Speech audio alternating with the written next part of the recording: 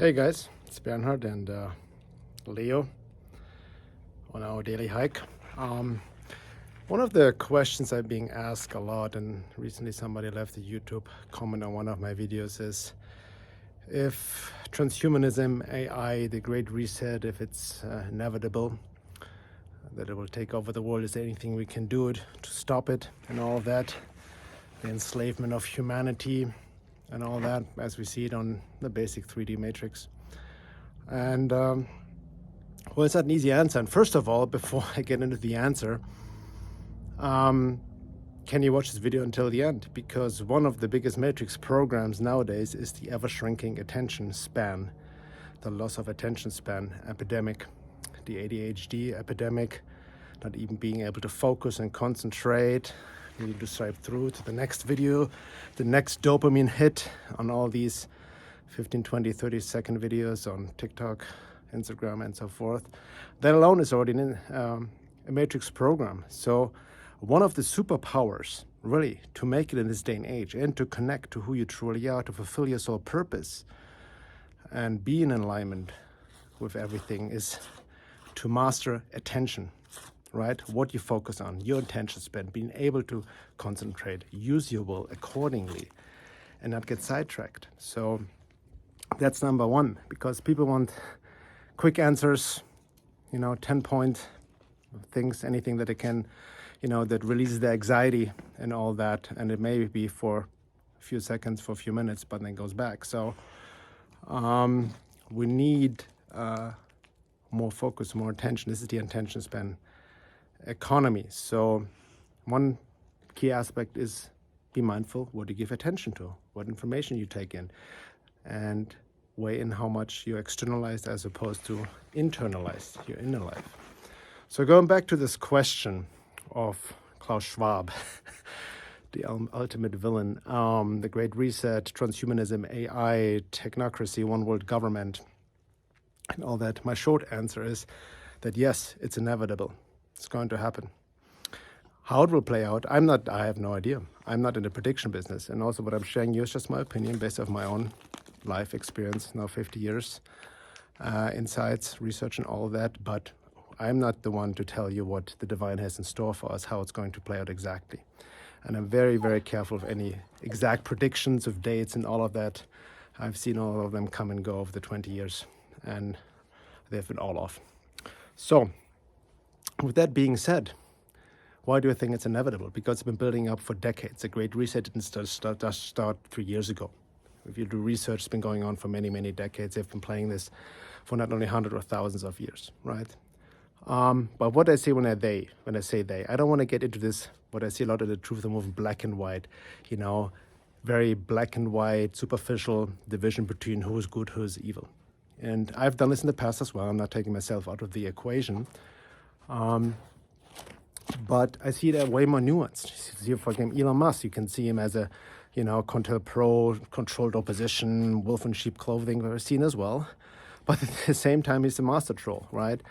On Twitter right now, very interesting things that's happening there. I don't care much for it. I don't think the world is going to be saved just by social media and just information. This has to go way more beyond the information warfare. The world is not going to be saved or transmuted just by posting stuff on Twitter, Facebook, YouTube, and all of that. No, much more is needed.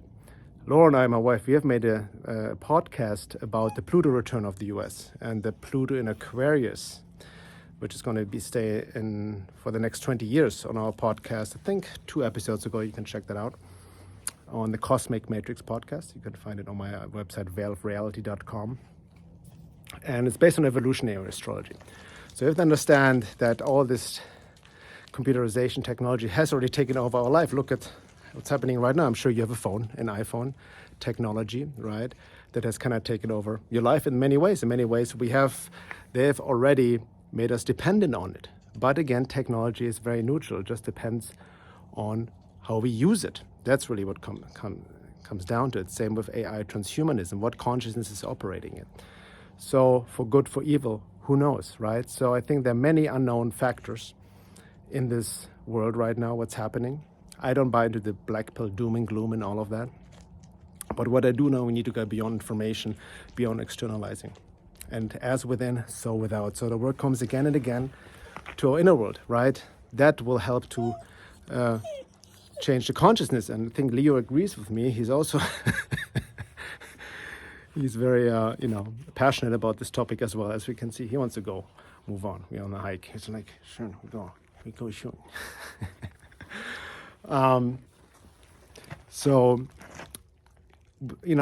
again, like this, we're in a crisis of consciousness, and the kingdom within needs to be sought out first. And what I see also is kind of like a lot of trauma responses, this revival of extreme dogmatic fundamentalist Christianity with some dog or God outside that punishes us, and sinners and saviors and all of that. These old religions are going back, trying to reject technology. No, technology in a sense is how you use it. It's your friend, but don't lose yourself in it. That's why we can use it to communicate right now, create content, information, help each other, and all of this, reach each other. But again, mindful what you focus on. Don't forget your inner life.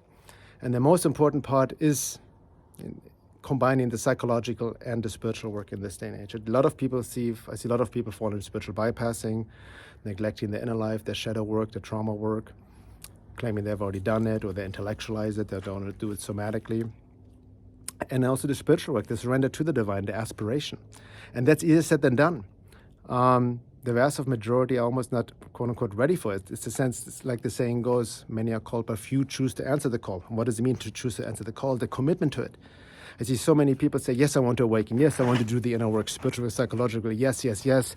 And they have all this romantic idea of it, what it means. But once you're in it, you see how difficult it is. It is a battle. It's a war. And the war is with yourself, with forces within yourself. And you realize how the matrix works through your own mind, through your own traumas, shadows, which we all have, right? Or our attachments to how we want things to be, our desires, and all of that. It goes back to the question Adyashanti asked, do you really want to awaken or just be happy in your dream life? As I also got deeper into it in my recent video on YouTube, you can check it out. Are you awake? 7 signs of being aligned with divine will. Watch it until the end, all the 18 minutes, where I go deeper into all of that. But most of all, that work, nothing will change externally just by information alone, but by this black and white thinking. People engage in externalizing with this very superficial idea of who is evil and who is good, based on mental projections. It's beyond trying to transmute duality as well, which can be a spiritual bypass, because good and evil are actually not a duality in that sense. With that being said, I invite you to join Laura and myself again for the 10th round of our 14-week in-depth program, Embodied Soul Awakening, the 10th round, where we really go deep into psycho-spiritual work, combining the inner and outer work. Inner work based on this fourfold approach of holistic self-work on all levels, physically, emotionally, psychologically, intellectually, and spiritually, and the outer work in context of what's happening in the world, in light of the evolution of consciousness, to surrender to something bigger, higher than our own egoic, conditioned desires of what we think we want, right? I've seen a lot of people suffer because they have desires, wants, and needs and aims that are not their own. They're conditioned into you. Social programs, cultural programs, parental programs, ancestral programs, all of that. Trauma responses, trying to fulfill a hole within yourself.